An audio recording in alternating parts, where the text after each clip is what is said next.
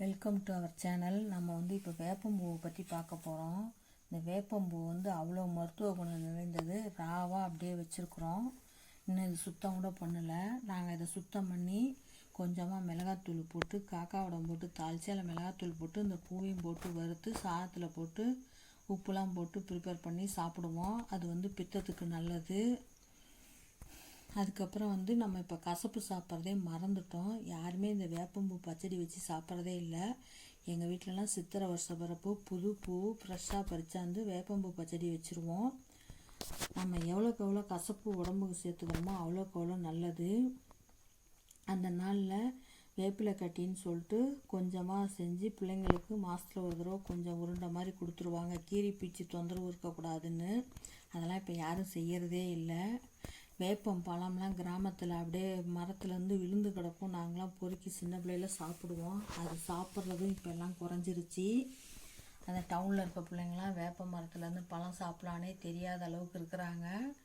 இப்போ நம்மளுடைய முன்னோர்கள் அதை சொல்லி கொடுத்தாங்கன்னா அவங்க சாப்பிடலாம். அது பித்தத்தை தணிக்கக்கூடிய ஒரு பலன் வேப்பம்பழத்தில் இருக்குது. உடம்புக்கு நல்லது. இந்த வேப்பம்பூ ரெகுலராக சாப்பிட ஆரம்பித்தோம்னா சுகர் வராமல் முன்னெச்சரிக்கையாக தடுத்துக்கலாம். இப்போ சுகர் எங்கள் வீட்டில் இருக்கிறவங்கெல்லாம் சுகர் ஃபேமிலின்னு சொல்லிடுவாங்க.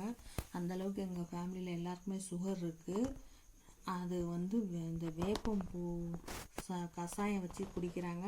இல்லைனாக்கா வேப்பம் கொழுந்து சாப்பிட்றாங்க. இந்த வேப்பம்பூவை அப்படியே நான் சொன்ன மாதிரி அந்த மிளகாத்தூள் இது செஞ்சு சாப்பாட்டில் சாப்பிட்றாங்க. மற்றபடி கருவடம் செய்யும்போது இதுக்காக கொஞ்சம் கருவடாத்தை ஒதுக்கி இந்த வேப்பம்பூவை சுத்தம் பண்ணி அந்த கருவடாம் தயாரிப்பிலே இந்த வேப்பம்பூவையும் போட்டு உருட்டி அது தனியாக கொஞ்சம் கருவடாம் போட்டு வைப்பாங்க.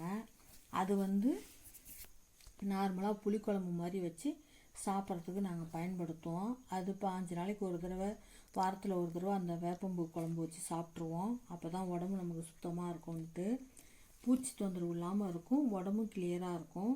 இதை நீங்களும் எல்லாம் செஞ்சு பார்த்து பயனடைவீங்கன்னு சொல்கிறேன். இந்த வேப்பம்பூவில் ரசம் வைக்கலாம். ரசம் எப்பயும் வைக்கிற மாதிரி வச்சுட்டு அந்த ரசத்தை ரசத்துக்கு மேலே இந்த வேப்பம்பூவை பொறிச்சு தாளிக்கும் போது தூக்கி அதில் கொட்டி பயன்படுத்தலாம். அப்படி இல்லை அது கசப்பாக தெரியும்னாக்க ரசஞ்சாதம் போட்டுக்கிட்டு நம்ம இந்த வேப்பம்பூவை பொறிச்சு ஒரு கிண்ணியில் வச்சுருந்தோம்னா அதை தூக்கி அந்த ரசஞ்சாதத்து மேலே தூவி சாப்பிடலாம்.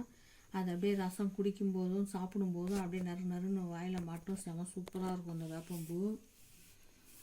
இது வேப்பம்பூவில் நம்ம நல்ல ஒரு சக்தி கொடுக்கறது என்னன்னாக்கா அந்த கசப்புத்தன்மை நம்ம உடம்புக்கு சேரும்போது உடம்பு கொஞ்சம் நல்லாயிருக்கும். பித்தம் நீங்கிருச்சுனாலே நம்ம உடம்பு கிளியர் ஆகிடும். பித்தத்தை நீக்கிறது தான் அந்த வேப்பம்பூடைய முதல் வேலையாக இருக்கும். தலைவலி இருந்தால் இந்த வேப்பம்பூ வேப்பிலெல்லாம் கொதிக்க வச்சு ஆவி பிடிப்பாங்க. அதே மாதிரி இந்த சொறி சரங்கெலாம் வந்ததுன்னா வேப்ப இலையும் மஞ்சளும் வச்சு அரைச்சி அந்த நாளில் எல்லாம் தடவுவாங்க.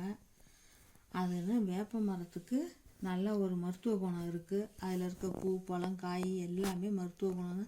வேப்பம்பழம் சீசனில் காக்கா அப்படி வேப்ப மரத்தில் உட்காந்துட்டு பழத்தை சாப்பிட்டுக்கிட்டே இருக்கும். அது கத்தும் நம்மளுக்கு காதடைச்சி போவோம். அந்தளவுக்கு காக்கா உட்காந்துரும். இப்போலாம் அது மாதிரி காக்கா எங்கேயும் உட்காரவும் காணும். பழம் ரேராக தான் சாப்பிடுது. அதுக்கு முன்னெல்லாம் எல்லார் வீட்டு மாடியில் வாசல்லலாம் வேப்பங்கொட்டையாக கிடக்கும். மேக்சிமம் எல்லோரும் பொறுக்கிட்டு காய வைப்பாங்க. அதெல்லாம் இப்போ தெரியவே இல்லை, காணுங்கிற மாதிரி ஆயிடுச்சு. ஆனாலும் இந்த வேப்பம்பூவை நீங்களும் பயன்படுத்துறதுக்கு ஏதுவாக பயன்படுத்தி நீங்கள் பயன்படுத்துறதுக்கு எனக்கு தெரிஞ்ச இதெல்லாம் சொல்லியிருக்கேன். நீங்கள் செஞ்சு பாருங்கள். தேங்க்ஸ்.